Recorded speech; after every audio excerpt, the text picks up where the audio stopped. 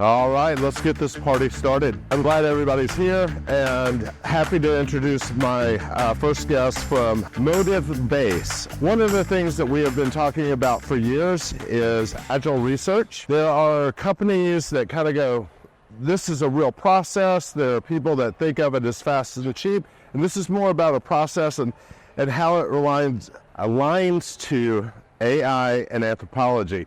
So I am going to have more coffee so the next time that I can speak in complete sentences.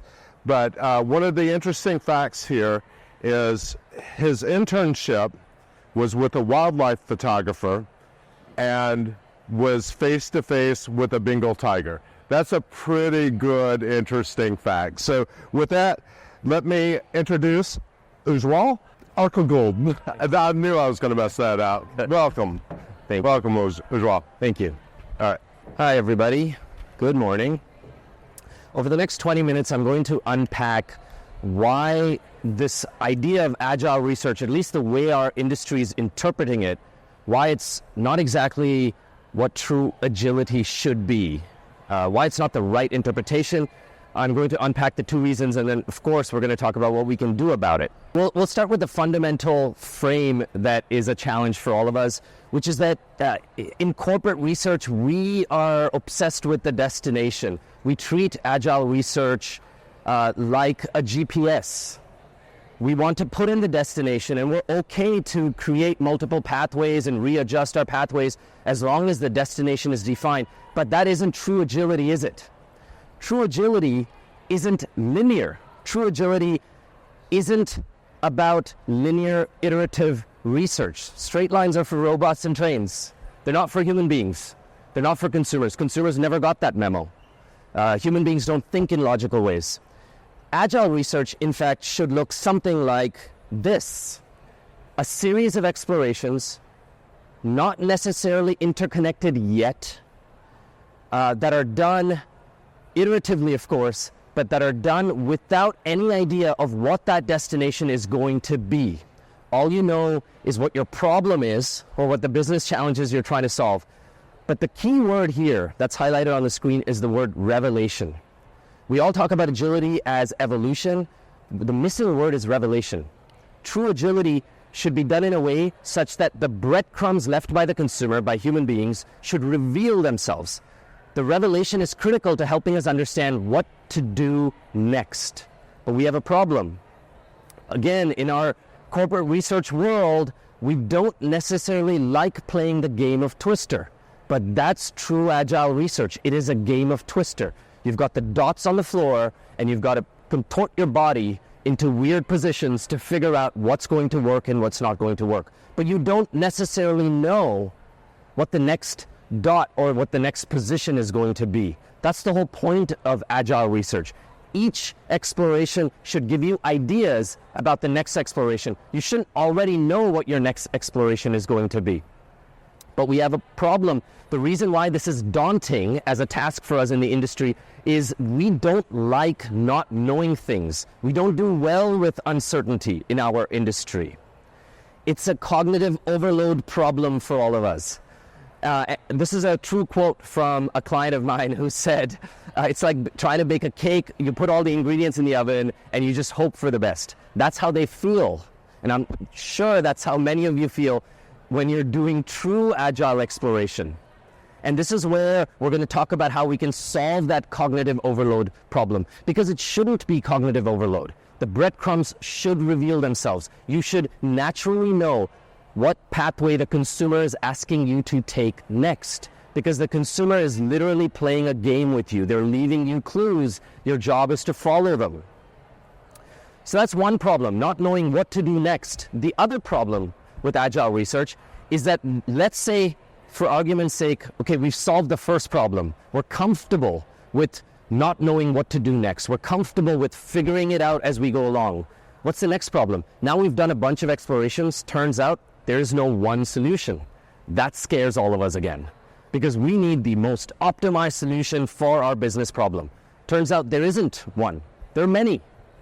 Just like the game of Twister, Depending on how the cards are pulled, you can connect these dots and create many different types of constellations. The point is to find the solution that is the most suitable to whatever challenge you're trying to solve, whatever context you're trying to solve it in, whatever goals you have, the timeline of those goals, and so on and so forth.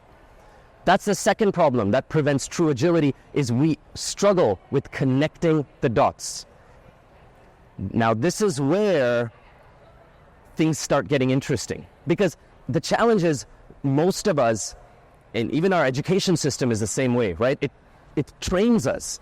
Even those of us who have PhDs, majority of us are trained on methodologies, systems, processes that are traditional, especially in the modern context. And what does that do? It puts our brain on overload when we're trying to do agile research, because it is literally like this situation where you've got 50 tabs open, you've got music playing, you're on a meeting, you don't know where the sound is coming from, and you're frantically trying to figure out what to close. Now, this is where anthropology comes into play, and this is where I get very passionate about the role of anthropology. For those of you who are interested, the specific branch of anthropology we follow is post-structuralism, for those of you who are interested. The idea is very simple, and the reason why I put up the version of Sherlock Holmes that I really like is that what is Sherlock Holmes' superpower? Connecting the dots, figuring out and seeing things that most people miss. That's what anthropology is built to do. It is built to help you see things that most people miss. So what does anthropology actually do? Post-structuralist anthropology says to understand how human beings give meaning to ideas, all we need to do is look at the natural way in which human beings use language when they talk about something. Natural way. So if I put people in a community and give them questions, that's not natural. So the most natural way to do that is thankfully on the internet, where you've got billions of people just bearing their souls every single day, talking about the things that matter to them. The breadcrumbs are there. The revelation is happening.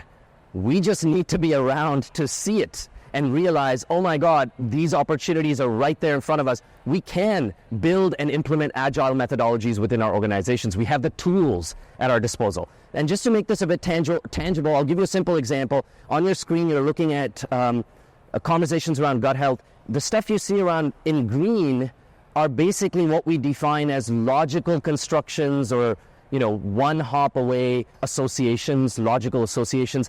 You can get that by interviewing a consumer. You don't even need to talk to a consumer. If you work in the industry, you probably already know these things. You don't need to do research for it. What anthropology says is that's not enough, because the way the human brain works, the way we give meaning to ideas, is less than 30% of the meaning we associate with ideas is explicit. Less than 30%. Think about that for a second. So when somebody says, oh, why did you eat that snack bar? And you respond, oh, because it's healthier, you're giving less than 30% of the real reason why you bought that snack bar, because there's so much happening in your brain that you don't necessarily articulate, because otherwise we'll all walk around sounding mad. But what is happening? What's happening is that we connect immunity to chronic health, we connect chronic health to toxins, we connect toxins to wellness, and suddenly all that association sits in our brain. We carry that with us, and we go buy a gut health related product. We change our habits. We're eating kimchi left, right, and center, or whatever else we're doing. But the point is, we're changing our habits, doing all these things because there's all this meaning. But unless we let these breadcrumbs reveal themselves, we will never know why this meaning exists. This is the whole point of anthropology. So what does anthropology do for us? It helps us resolve the first tension. So I began by saying we're not doing agile right, and there are two tensions. The first tension is we're afraid of not knowing what to do next, so we draw a straight line and we create a linear progression. So what if anthropology can help you and take the guesswork out of that equation? What if anthropology can easily reveal for you what the consumer is asking you to explore next? This is where anthropology becomes really powerful, because when you're exploring breadcrumbs through the lens of language, you're exploring systems of language, which indicate systems of meaning, which tell you not only the associations people make, but the perceptual frames they build. It tells you about the implicit needs they have. It tells you about the different ways in which they make sense of it. You can decode jobs, whatever your methodologies, you can do all of that, but it takes the guesswork out. So you don't have to then guess what to do next. And that takes a huge tension away from all of us as corporate researchers, because we don't like the feeling of the unknown. The second thing that comes into the equation in the modern context is artificial intelligence. Obviously, there's so many sessions on AI for good reason, right? Our industry is transforming as we speak. So what is AI doing? AI is helping solve the second problem, the second tension. What's the second tension? Okay, I've done all these explorations, I've followed these revelations, now I don't know how to connect these dots. How do I play the game of Twister in a way that satisfies my business challenge? How do I connect these dots and create the right shape of constellation for my problem in my context to achieve the business goals I have? This is where AI comes into play. Because again, it's a cognitive overload problem for us, right? So the two tensions. First tension, we don't do Agile because we're afraid of just not knowing what we're going to do next. We don't like true revelation from the consumer. We don't do Agile because then if we do that, then we have to connect the dots. Okay, great. Now we've got technology to do that for us. You apply anthropology and artificial intelligence, and suddenly you've got all these tools at your disposal. And by the way, I will give you a live example of that. But it allows you to then start connecting the dots and creating the types of constellations that we all dreamed of creating, the types of solutions that we all want to be creating, that aren't like all the same ideas that our competition's doing, that's unique, new, interesting. So we're not just relying on acquisitions to really innovate in our industries, because let's be honest, a lot of the innovation is just acquisition. So this is where agility really, really becomes powerful.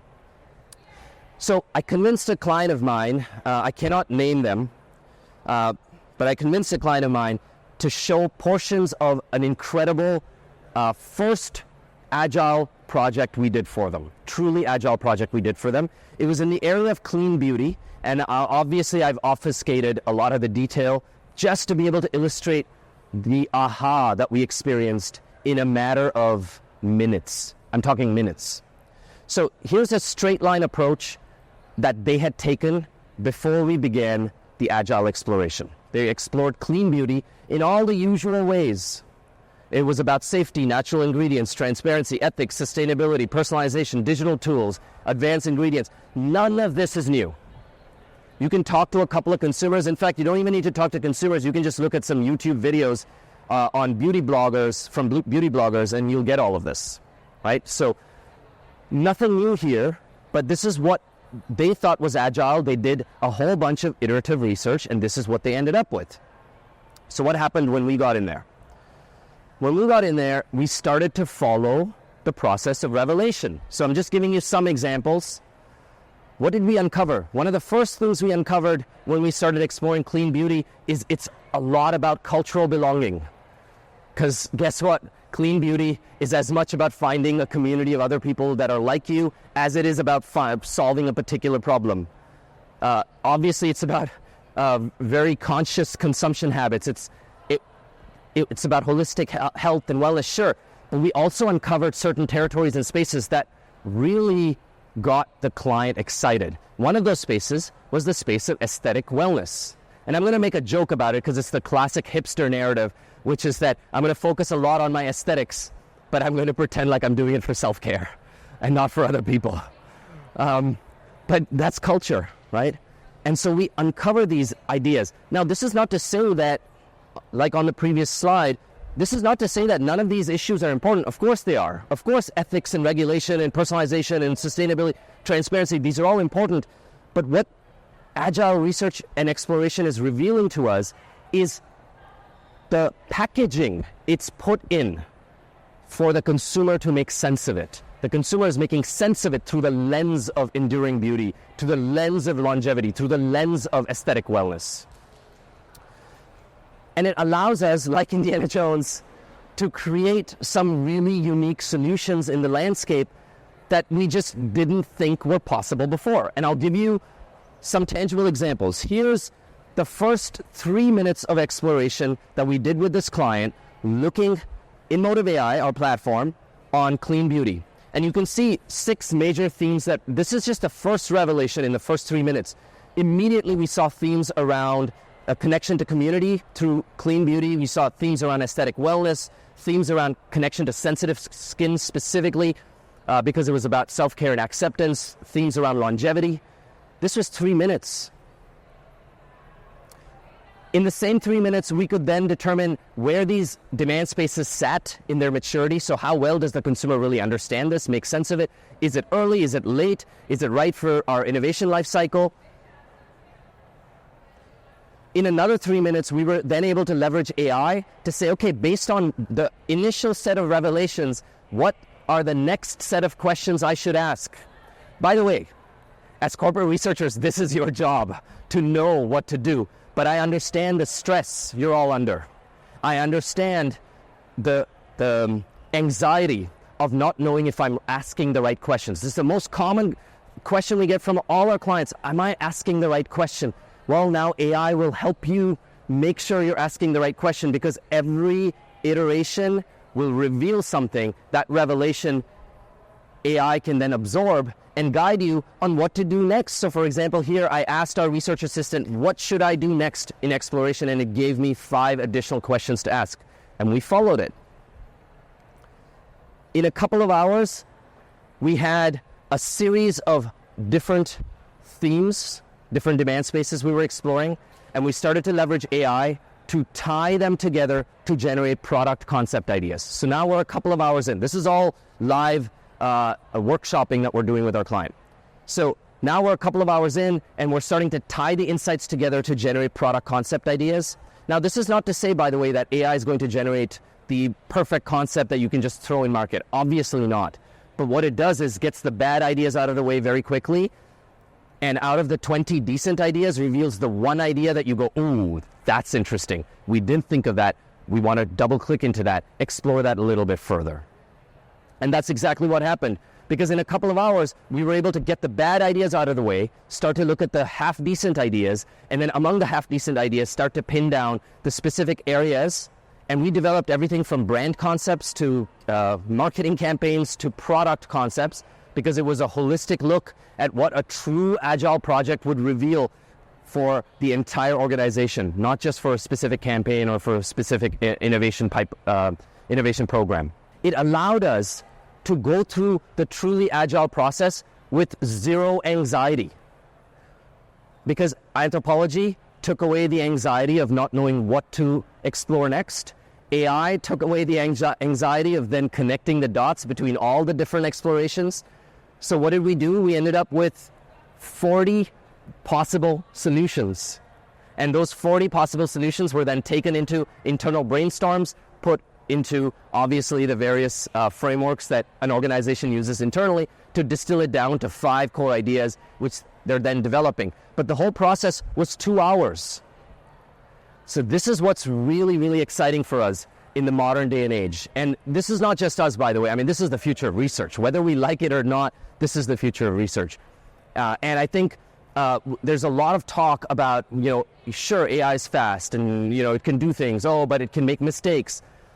There are some really important ways in which artificial intelligence can be used effectively, and it has to be used within the context of a methodology and a framework that is based on science and that is based on evidence, of course. This is why we're passionate about anthropology and what happens when you apply artificial intelligence on top of an anthropological model that is actually doing deep, interpretive, exploratory analysis. So that's what I wanted to leave you with, is the way we look at Agile needs to change in our industry. Whether we like it or not, by the way, all these tools are going to force us to change it. And we now finally have the toolkits in our back pockets with which we can remove the 2 biggest anxieties that have prevented us, I think for the better part of a decade, because we've been talking about Agile research for a decade now, that have really prevented us from truly being Agile within our organizations. Thank you.